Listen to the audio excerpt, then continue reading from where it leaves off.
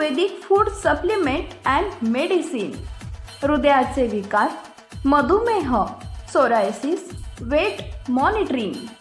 आमचा पत्ता सनेज आयुर्वेदिक हनुमान मंदिर शेजारी Nehru Nagar, Vijapur road, Solapur. Mobile number 8087021004 आणि 9763361004. 24 एप्रिल रोजी केंद्रीय गृहमंत्री अमित शहा यांची रत्नागिरीत सभा होणार आहे. रवींद्र चव्हाण ऑन रत्नागिरी सिंधुदुर्ग लोकसभा मतदारसंघ. 24 एप्रिल रोजी केंद्रीय गृहमंत्री अमित शहा यांची रत्नागिरीत सभा होणार आहे. रत्नागिरी सिंधुदुर्ग लोकसभा मतदारसंघाच्या प्रचारासाठी रत्नागिरीतील ही मोठी सभा असेल. या सभेप्रमाणेच एक मोठी सभा सिंधुदुर्गमध्ये देखील होईल. नारायण राणे यांचा मोठ्या फरकाने विजय नक्की होणार आहे.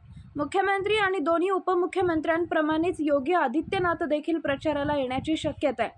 रत्नागिरी सिंधुदुर्ग लोकसभा मतदारसंघातील निवडणूक विकासाच्या मुद्द्यावर लढवली जाईल. ठाकरे विरुद्ध राणे अशी निवडणूक नसणार. मोदींना पंतप्रधान करण्यासाठी लोक नक्कीच नारायण राणे यांना निवडून देतील. नाशिक जागा, नाशिकच्या उमेदवार निश्चिती प्रक्रियेत मी नाही, त्यामुळे त्यावर मी बोलणार नाही. कदाचित योगी आदित्यनाथ सुद्धा येऊ शकतात शहांच्या सभेला. आणि काय सांगाल एकंदरीत भाजपची जोरदार तयारी? आपण सर्वांना माहीत आहे की आदरणीय पंतप्रधान नरेंद्र मोदींच्या नेतृत्वामध्ये सर्व मतदारसंघांमध्ये वेगवेगळ्या पद्धतीने देशभरातील असणारे प्रमुख नेते मंडळी यांच्या प्रचारसभा यांचं आयोजन हे केंद्रीय स्तरावरती होत असतं. त्यामुळे रत्नागिरी सिंधुदुर्गमध्ये सुद्धा 24 तारखेला केंद्रीय गृहमंत्री आदरणीय अमितजी हे स्वतः या सभेला रत्नागिरीमध्ये येणार आहेत आणि त्यांच्याबरोबर आदरणीय मुख्यमंत्री, उपमुख्यमंत्री आणि सर्व त्यांच्याबरोबर असणारी सर्वजण हे या सभेला येणार आहेत. त्यामुळे रत्नागिरीमधल्या असणाऱ्या या सभेचं एक फार मोठं महत्त्व आहे.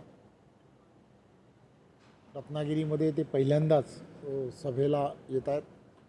त्यामुळे आम्हाला खात्री आहे की हा मतदारसंघ आणि या मतदारसंघाच्या माध्यमातून रत्नागिरी जिल्ह्यामध्ये एक सभा मोठी होणं हे अपेक्षित आहे आणि एक सिंधुदुर्ग जिल्ह्यामध्ये अशीच एक मोठी सभा होणं अपेक्षित आहे. लवकरच सर्व ठिकाणी कोण कोण प्रमुख नेते मंडळी किंवा स्टार प्रचारक येणार आहेत ते लवकरच केंद्रीय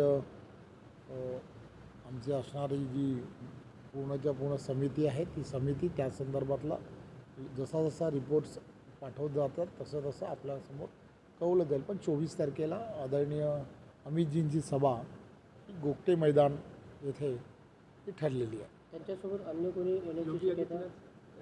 त्यांच्याबरोबर जे आत्ता तसं कन्फर्मेशन नाही, परंतु आदरणीय मुख्यमंत्री आदरणीय देवेंद्रजी, अजितदादा आणि त्यांच्याबरोबर आदित्यनाथसुद्धा येतील असंही म्हणजे कन्फर्मेशन अजून आलेलं नाही, पण येण्याची शक्यता आहे. राऊत साहेब असं म्हणतात की रत्नागिरी सिंधुदुर्ग लोकसभा मतदारसंघातील लढाई म्हणजे उद्धव ठाकरे विरुद्ध राणे.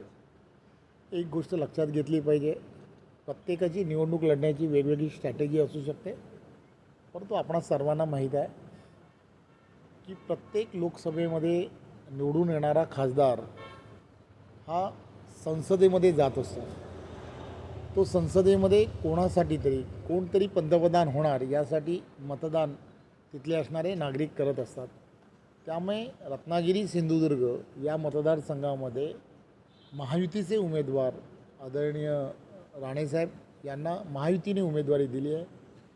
त्यामुळे त्यांची ते जिंकून तर येणारच आहेत, परंतु या सगळ्या परिस्थितीमध्ये एक गोष्ट लक्षात घेतली पाहिजे, कोकणाचा सर्वांगीण विकास, कोकणाला आवश्यक असणारं पर्यटनाला मिळणारं जे चालना मिळाली पाहिजेत आणि विशेष म्हणजे इथलं असणारं स्थलांतर ज्याला म्हणतात हे थांबलं पाहिजे.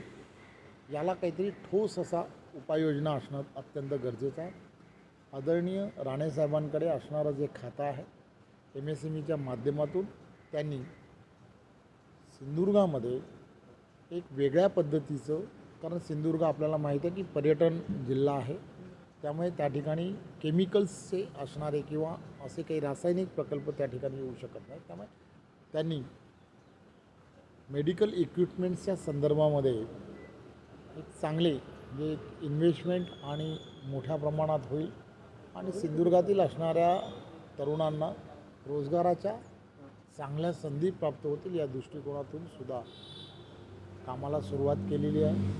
त्यामुळे या सगळ्या गोष्टी लक्षात घेता की विजन असणारं नेतृत्व हे आवश्यक आहे आणि राणेसाहेबांच्या नेतृत्वामध्ये मला असं वाटतं की रत्नागिरी आणि सिंधुदुर्ग हा मतदारसंघामध्ये अशाच पद्धतीने जाणं की जो केंद्र आणि राज्य ह्या दोघांचा समन्वय म्हणजे ज्याला म्हणतात की ज्याला डबल इंजिनचं ज्याला सरकार म्हणतात, त्या सरकारमध्ये असल्यानंतर प्रकल्पांना सहजपणे मंजुरी मिळायला सुरुवात होते. त्यामुळे त्या सगळ्या गोष्टीचा फायदा हा रत्नागिरी सिंधुदुर्गाच्या जनतेलासुद्धा मोठ्या प्रमाणात होईल.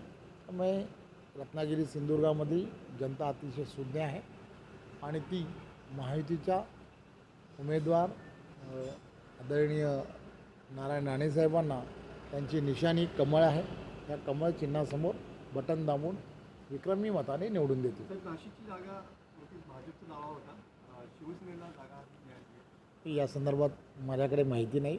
मी गेली 2 दिवस रत्नागिरी सिंधुदुर्गमध्येच इथल्या असणाऱ्या सर्व मतदारसंघातील असणाऱ्या कार्यकर्ता आणि पदाधिकाऱ्यांचा एकत्रपणे महायुतीमध्ये समन्वय होणं आवश्यक आहे. त्या सगळ्या विषयांमध्ये काम करतो आहे आम्ही. सर्व महायुतीचे पदाधिकारी काम करतात. तर मला खात्री आहे की हा समन्वय आम्हाला विक्रमी मताधिक्याच्या दिशेने घेऊन जाईल. उपमुख्यमंत्री मध्ये एक मुलाखत दिली उद्धव ठाकरे म्हटले की शिवसेनेचा मुख्यमंत्री बनवेल असं मी वचन माझ्या वडिलांना दिलं होतं. त्यामध्ये अमित शहानी 2.5 वर्ष हे आश्वासन दिलेलं होतं. एक गोष्ट लक्षात घेतली पाहिजे, निवडणूक लोकसभेची आहे, पंतप्रधान निवडण्याची निवडणूक आहे. त्यामुळे मला असं वाटतं की आता आपण लोकसभेच्या निवडणुकीच्या संदर्भात विकास कोण करणार आहे, डेव्हलपमेंट कोण करणार आहे, देशाचं असणारं येणाऱ्या काळामधलं नागरिकांना, तिथल्या असणाऱ्या युवकांना, महिलांना, प्रत्येक क्षेत्रातील असणाऱ्या प्रत्येकाला विजन म्हणून की आम्ही येणाऱ्या 5 वर्षामध्ये किंवा येणाऱ्या काही वर्षांमध्ये कशा पद्धतीने डेव्हलपमेंट करणार आहेत, या पद्धतीच्या विषयाला प्राधान्य देऊन मतदान होणं हे अपेक्षित आहे. आणि मला खात्री आहे की देशातील सर्व नागरिकांनी मनात पूर्णच्या पूर्ण विचार केलेला आहे की नरेंद्र मोदींना तिसऱ्यांदा पंतप्रधान करणं, 400 पार जिंकून हे NDAचे 100% येतील असा पूर्ण विश्वास हा मतदारांमुळे एकदम चांगल्या पद्धतीने लोकांमध्ये रुजायला लागला आहे. उपमुख्यमंत्री अजितदादा पवार यांनी काल एक गौप्यस्फोट केला होता की 2019च्या वेळी जो पहाटेचा शपथविधी झाला त्यावेळी मंत्रीपद किती व्हायची हे ठरलेलं होतं. या संदर्भात शरद पवारांची शहांबरोबर चर्चा देखील झाली होती. शरद पवार इकडे येऊन पलटले. मी या संदर्भात आज मी रत्नागिरी सिंधुदुर्गाबद्दल आपल्यासमोर बोलत होतो. त्यामुळे रत्नागिरी सिंधुदुर्ग हा मतदारसंघ महायुतीचे आमचे उमेदवार आदरणीय नारायण राणेसाहेब हे प्रचंड बहुमताने कसे जिंकून येतील या दृष्टिकोनातून सर्व महायुतीचे आमचे पदाधिकारी, कार्यकर्ते आणि नेते हे सगळे कामाला लागलेले आहेत. आपणही त्यांना शुभेच्छा द्याव्यात असं मला वाटतं. धन्यवाद. Paras mobile accessories and electronics, mobile व TV रिपेरी, मोबाईल व सर्व डिश रिचार्ज.